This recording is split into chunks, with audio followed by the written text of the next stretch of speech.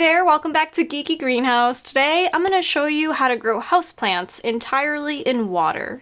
We've grown veggies and herbs hydroponically. There are many different methods you can use. You can do DWC, which involves using an air pump, or various wicking methods, but this is the easiest way to grow houseplants hydroponically. I am just using a water nutrient solution. So all of these plants are growing in water right now, with the exception of this Begonia maculata in the back, and they have been very happy for a long time. This alocasia has been growing in water for a little over a year in just the water vessel that it's in. And you may be wondering why you would want to grow houseplants in water in the first place.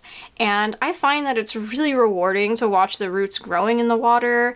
It adds a really unique aesthetic to your home, so it's kind of fun to decorate with these plants. And knock on wood, I've never had an issue with pests growing these plants hydroponically. If you're the type of person that tends to overwater your houseplants, you may really enjoy growing them in water because there's no way to really overwater your hydroponic houseplants. There's also a ton of plants that you can grow, so you can really experiment and find what you like best and what works good in your home. And I also find that growing these houseplants is no more work than growing them in soil. So the process of growing them in water is actually pretty simple. These plants definitely grow a little bit slower than if they were being grown in soil, but I don't really mind that because we don't have a ton of space in our house, so keeping them small is actually a great benefit. The easiest way to get started if you're new to this process is to take a soil houseplant that you like and just take a cutting as if you were going to propagate it in soil.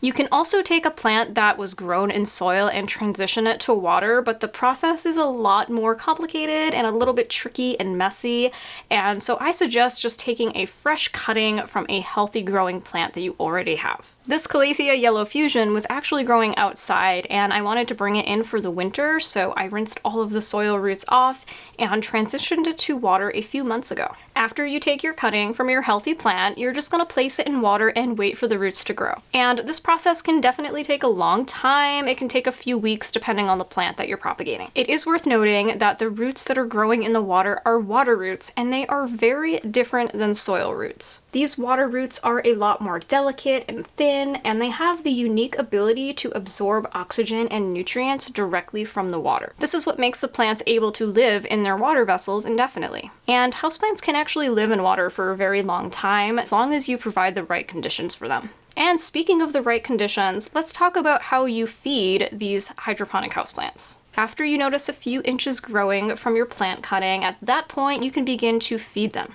I like to prepare 1 gallon of filtered water along with a 1/4 teaspoon of Foliage Pro. And this is a really easy to find fertilizer. It's a 936.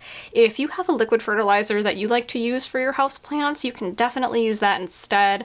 Just follow the feeding instructions on the back of the fertilizer that you use. So making this water nutrient solution and feeding the plants helps to ensure that they're consistently being fed, as well as replenishing the oxygen in the water. And I use that water nutrient solution every time I change the water for these, which helps to replenish the oxygen, the nutrients, and helps to stay on top of algae growth. I suggest changing the water out every 10 days or so, and then once a month I'll give them a good, clean, soapy water cleanse, which also helps control algae growth. So speaking of algae, water mixed with nutrients and then exposed to light really is the perfect recipe for algae growth. However, it's pretty easy to stay on top of. The most important thing I've noticed is to keep the vessels as clean as possible.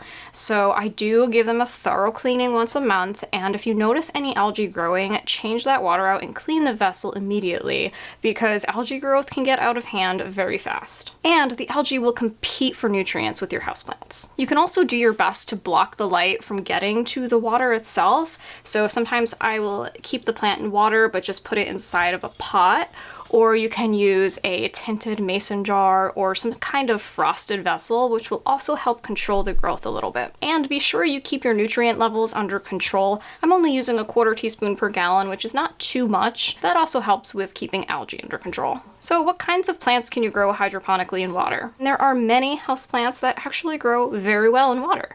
When you think about your plants that are growing in swampy or wet areas, those are great options like this alocasia here. Also, Also, pothos love growing in water as well. Syngoniums, snake plants, monstera, and even calathea are all really great options if you're new to growing plants hydroponically. That's pretty much it. The process is very simple. All you really have to do is take your cutting from a healthy plant, let those water roots grow, and then make sure that you're feeding the plant appropriately and changing the water on a regular basis. I like to keep the plants pretty small because we don't have a ton of room in the house, and I really just like the way that they look when they're displayed. Leave a comment if you've ever grown houseplants hydroponically, and let me know what kind of varieties you like to grow. It really is a fun way to kind of mix up the houseplant hobby and garden inside. Thanks so much for watching. I'll see you next time.